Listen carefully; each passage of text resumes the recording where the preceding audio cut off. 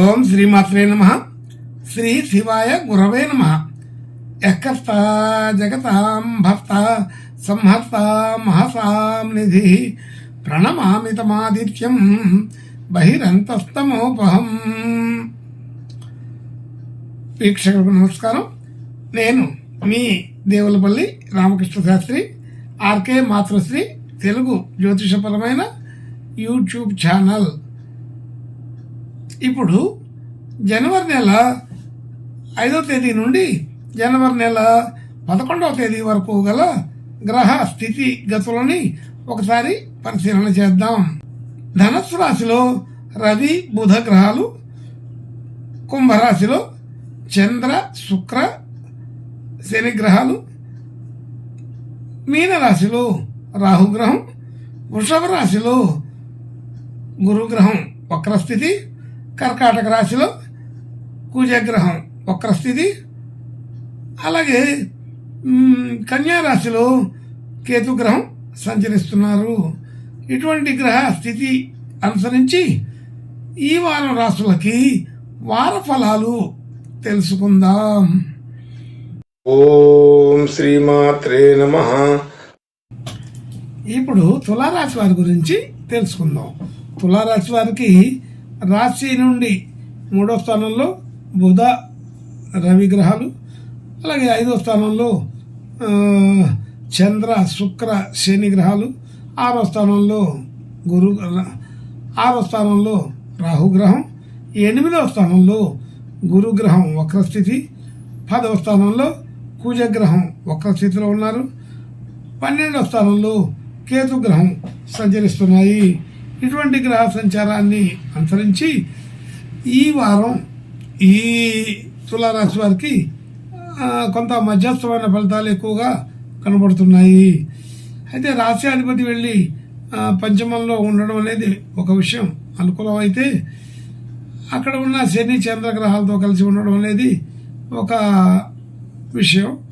అలాగే మిగిలిన గ్రహ స్థితుల్లో కూడా, అంటే 10వ స్థానంలో కుజగ్రహం, ఇలాంటివన్నీ కూడా గతంలోంచి ఉన్నటువంటివే, కొత్తగా మారిందేమీ లేదు. అయితే ఇది అనుకూలమైన వాతావరణంగా ఇంకా మారలేదు, కొంత అనుకూలతగా కనపడుతోంది. కాబట్టి సరైన నిర్ణయం సకాలంలో తీసుకోగలుగుతారు. అయితే దాని వెనకాల కష్ట నష్టాలకి ఖర్చులకి వెనకాడకుండా ఉండే నిర్ణయాలు ఎక్కువగా తీసుకోవడం జరుగుతూ ఉంటుంది. అంటే ఫలితానికి సంబంధించిన విషయం కాకుండా ప్రెస్టేజ్కి సంబంధించిన విషయంలో కూడా ముందడుగు వేస్తుంటారు. ఆలోచనాపరమైన విషయాలన్నీ కూడా కలుపుకొనే నిర్ణయించుకోవటం జరుగుతుంది. ఆర్థికపరమైన విషయాల్లో కొంత అనుకూలత పెరుగుతుంది. ఆర్థిక స్థితి గతంలో కంటే కొంత అనుకూలత పెరుగుతుంది. అయితే కొత్తగా వచ్చిన ఆదాయం కొత్తగా వచ్చిన ఖర్చులతో సరిపోతూ ఉంటుంది. అలాగే మాట తీరు వ్యవహారం కూడా కొంతవరకు అనుకూలపడే అవకాశం ఉంటుంది. అయితే అనవసరమైన వ్యవహారాల్లో కలగజేసుకునే అవకాశం ఉంటుంది. అది దానివల్ల ఇబ్బందులు తెచ్చుకోవడం జరుగుతుంటుంది. కుటుంబ సంబంధించిన కలహాలు, కుటుంబ సంబంధించిన విషయాలు, వాటి జోలి వెళ్లకుండా ఉండడం మంచిది. అనవసరమైన విషయాల్ని కదిలించి ఆర్గ్యుమెంట్స్ పెంచుకోవడం జరుగుతుంటుంది. అలాగే కుటుంబ సభ్యులు బంధుమిత్రులతో సఖ్యత తగ్గుతుందని తెలుస్తుంది ఇలాంటి వ్యవహారాల వల్ల.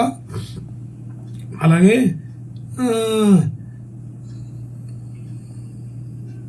గృహ వాహన యోగాదులు సాధారణంగా ఉంటాయి.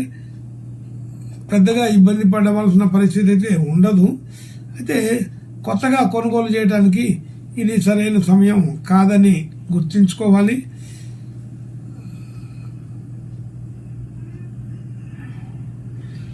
అలాగే పబ్లిక్ వ్యవహారాల్లో కొంతవరకు అనుకూలత ఉంటుంది. అటువంటి విషయాల్లో మనకి గుర్తింపు, కీర్తి ప్రతిష్టలు కలిగే అవకాశం బాగానే ఉంది. అట్లా కొత్తగా నేర్చుకునే వాళ్ళకి, విద్యార్థులకి ఇది సరైన సమయంగానే తెలుస్తోంది. విద్యార్థులు రాణించగలుగుతారు, మంచి అనుకూలమైన పరిస్థితిని చూడగలుగుతారు. అలాగే ఆరోగ్యపరమైన విషయాల్లో కొంత అనుకూలత బాగానే కుదురుతోంది. అలాగే రుణం విషయాల్లో వచ్చేసరికి మనం రుణాలు ఇవ్వడం తీసుకోవడం జరిగిన సందర్భాల్లో వాటన్నిటిలో కూడా కొద్దిగా టెన్షన్ వాతావరణం కలుగుతుంది. అయితే సకాలంలో రావాల్సింది రాకపోవడం, సకాలంలో ఇవ్వవలసిన చోట ఇవ్వలేకపోవడం అనేది కొంతగా టెన్షన్ పుట్టిస్తుంటుంది. కాబట్టి అటువంటి విషయాల్లో ఇంకా ముందుగానే ఆలోచన చేసి జాగ్రత్త పడమని చెప్పబడుతుంది. అలాగే భార్యాభర్తల మధ్య అనుకూలత సాధారణంగా ఉంటుంది. పెద్దగా ఇబ్బందికరమైన విషయాలు అయితే ఏమీ ఉండవు. అలాగే కొత్తగా డిపాజిట్లు పెట్టుబడులు పెట్టడానికి ఇదైనా సరైన సమయం అయితే కాదు. అలాగే జూద ప్రక్రియకు సంబంధించిన విషయాల్లో పాల్గొనకుండా ఉండడం మంచిది. అలాగే మనం రియల్ ఎస్టేట్ కానీ షేర్ మార్కెట్ కానీ ఇలాంటివి వాటిలో పెట్టుబడి పెట్టిన డిపాజిట్లు చేసిన ఇలాంటి విషయాల్లో అంత అనుకూలత లేదు. ఈ వారం కొంత ఎటువంటి విషయాల్లో కూడా కొద్దిగా ఆర్థికపరమైన నష్టం లేకుండా ఉండాలంటే ఇటువంటి వాటి జోలిపోకుండా ఉండడం మంచిది. అలాగే భాగ్యస్థితి కొంత అనుకూలపడే అవకాశం ఉంటుంది. అయితే మనం అమ్మకానికి కొనుగోలుకి సంబంధించిన భూమి సంబంధించిన విషయాల్లో కొంత నిదానంగా పెట్టుకుంటేనే బాగుంటుంది. ఈ వారంలో ఈ కొనుగోళ్ళు అమ్మకాలు అంత అనుకూలమైతే కాదని గుర్తుంచుకోండి. అలాగే ఉద్యోగ స్థితి, వృత్తి, ఉద్యోగం, వ్యాపారం ఇట్లాంటి విషయాల్లో కొంత సాధారణమైన అనుకూలత ఉంటుంది. అయితే వెళ్ళిన చోట మాట పడవలసిన పరిస్థితి వస్తుంటుంది. ఆలస్యంగా వెళ్ళడం కానీ అనవసరమైన విషయాల్లో కలగజేసుకోవడంలో కానీ కొంచెం అతి అనేది తగ్గించుకుంటే ఈ వారంలో బాగానే ఉంటుంది. అంటే అతిగా మాట్లాడడం, అతిగా వ్యాఖ్యానాలు చేయడం, అనవసరమైన విషయాల్లో సలహాలు చెప్పడం అలాంటివి లేకుండా మనం వెళ్ళిన పని వెళ్ళినట్టుగా చూసుకొని వస్తే బాగానే ఉంటుంది. అంటే అలాగే వృత్తి, ఉద్యోగ, వ్యాపారాది విషయాల్లో కొంత మర్యాద తగ్గుతుందని తెలుస్తుంది. కాబట్టి కొంత జాగ్రత్తగానే ఉండాలి. అంటే అలాగే పని ఎక్కువ అవుతుంది, ఆదాయం తక్కువ అవుతుందని కూడా అర్థమవుతుంది. కొంచెం జాగ్రత్తగా ఆచితూచి వ్యవహారం చేయవలసిన పరిస్థితి ఉంటుంది. ఉద్యోగ ఒత్తిడి వలన మిగిలిన సమస్యలు లేకుండా చూసుకోండి. ఉద్యోగ స్థితి, వ్యాపార స్థితిలో అనవసరమైన వాగ్వాదాలు పెట్టుకోకుండా ఉండడం మంచిదని తెలుస్తోంది. అలాగే మనం చేసిన పనులకి గుర్తింపు, కీర్తి, ప్రతిష్టలు కలగడం, గతంలో ఎప్పుడో చేసిన వాటికి ఇప్పుడు అభినందనలు జరుగుతుంటాయి. అది అనుకూలమైన స్థితిగానే చెప్పవచ్చు. అలాగే దూర ప్రాంతాలు, దూరదేశాల్లో ఉద్యోగ ప్రయత్నాలు చేసే వాళ్ళకి ఇది అనుకూలమైన సమయమే. అయితే ఇంకా కొంత సమయం పడుతుంది. ఉద్యోగ ప్రయత్నాలు చేసే వాళ్ళకి మాత్రం అనుకూలమైన సమయంగానే చెప్పవచ్చు. అలాగే దూర ప్రాంతాలకు వెళ్ళాలనుకునే వాళ్ళకి, వాళ్ళ ప్రయత్నాలు చేసే వాళ్ళకి ఇది అనుకూలమైన సమయమే. అటువంటి ప్రయత్నాలు చేసే వాళ్ళకి ప్రయత్నాలు ఫలిస్తాయని చెప్పవచ్చు. అలాగా ఏదైనా సరే దూర ప్రాంతాల్లో, దూరదేశాల్లో వాటి కోసం చేసే పనులు మాత్రం అనుకూలపడతాయి బాగానే అని తెలుస్తుంది. అలాగే కుటుంబ సంబంధించిన ఖర్చులు, ఆర్థికపరమైన ఖర్చులు అన్నీ కూడా కొంత అనుకూలమైన స్థితిగతులతోటే ఉంటాయి. అనవసరమైన ఖర్చులు ఉండవు, సరిపడే ఖర్చులే ఉంటాయి, అవసరానికి సరిపడే ఖర్చులు. కాబట్టి పెద్దగా ఇబ్బంది ఉండదు. అయితే దూర దేశాలు, దూర ప్రాంతాలకు వెళ్ళే విధానానికి కొంత ఖర్చు పెట్టవలసి వస్తుంది. అలాంటి ఖర్చులు కొంత పెరగవచ్చు, కానీ కుటుంబ సంబంధించిన ఖర్చులు అయితే పెద్దగా పెరగవు. అంటే రెగ్యులర్గా ఉండే ఖర్చులు అయితే సాధారణంగానే ఉంటాయి.